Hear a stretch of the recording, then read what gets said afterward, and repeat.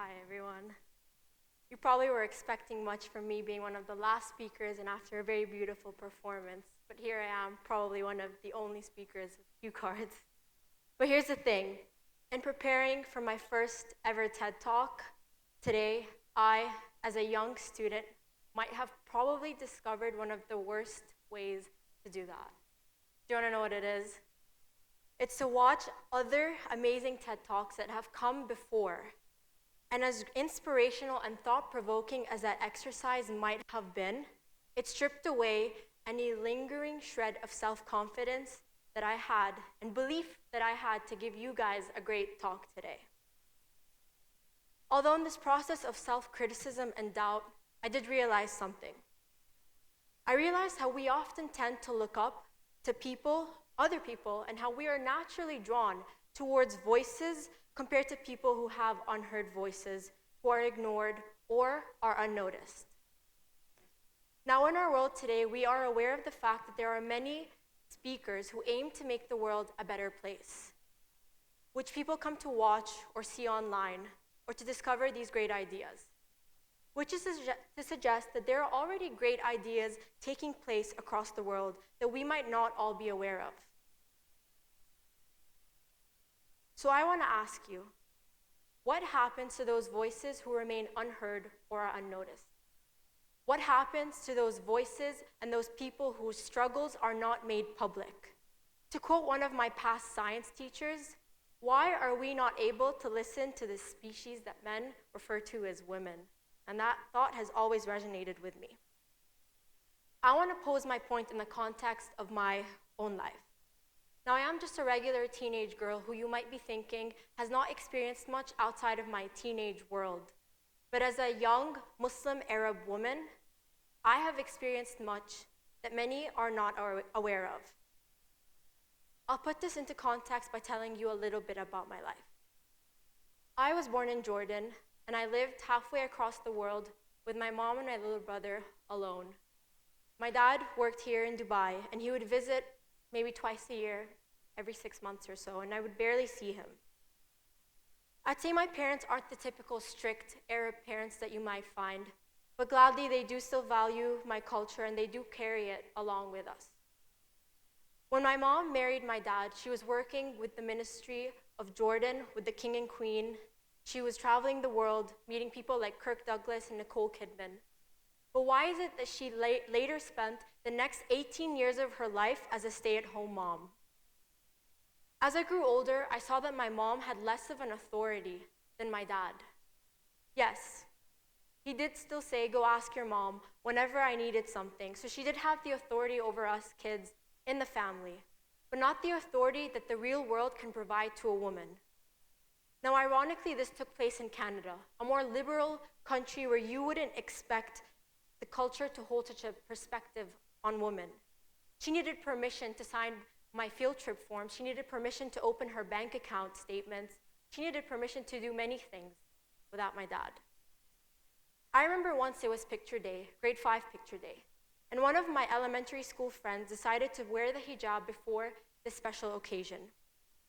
I remember her being bullied and questioned into it and feel like her identity was even questioned along with her decision.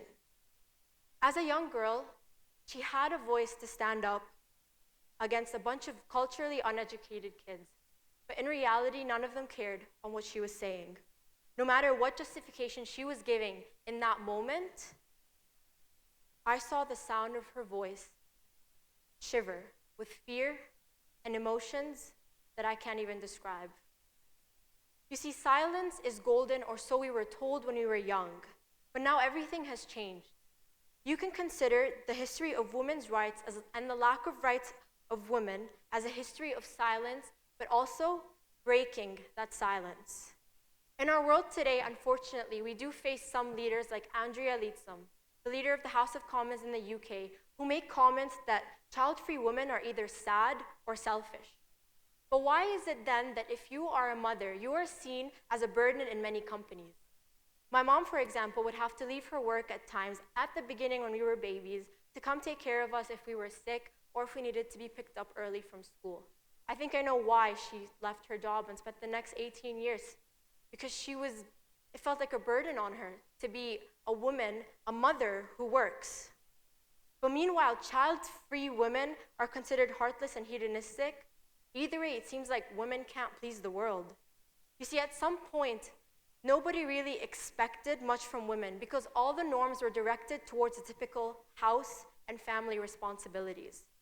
Women, despite their massive achievements and their mentality change of society, remain unheard and often overlooked. Psychologically speaking, it seems that most men, have the need to feel superior over these women. But men have not just dictated the reason and displacement of women in society. It goes way back to the Industrial Revolution and the needs of society back then. Yet there seems to still be this pull, a fiercely ingrained pull to mute a woman's voice until it coos, to press it down until it is as small and sweet as an after-dinner mint, to control it and to silence it. If a woman utilizes her voice to stand up for anything in a powerful way or shakes up systems that are already put in place, she will be subject to the silencing method known as punishment. Now, I'll give you some examples for you guys to believe me. Jamil Hill, a seasoned journalist and a co-host on ESPN, was suspended from ESPN for vocalizing her necessary voice and valued perspective on the peaceful protest in the NFL. This was because she was a strong, black woman, smart woman, who had a voice, simply was just suspended. Twitter suspended the artist and activist Rowan McGowan for speaking freely against someone in Hollywood who had sexually assaulted women previously. You see, nowadays, the average man speaks in a way to enhance status. He speaks in declarative sentences, sounding confident regardless of whether he has the facts or expertise, whether he knows what he's talking about or not. The average female is said to value friendships more than status. She speaks more humbly, keeping her equality with others rather than sounding more superior.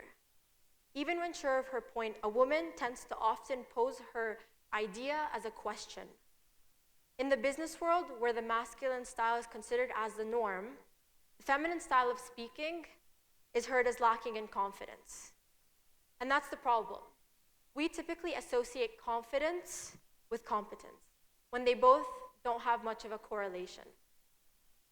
There came a time once in ancient Rome where women were forbidden from speaking in the forum.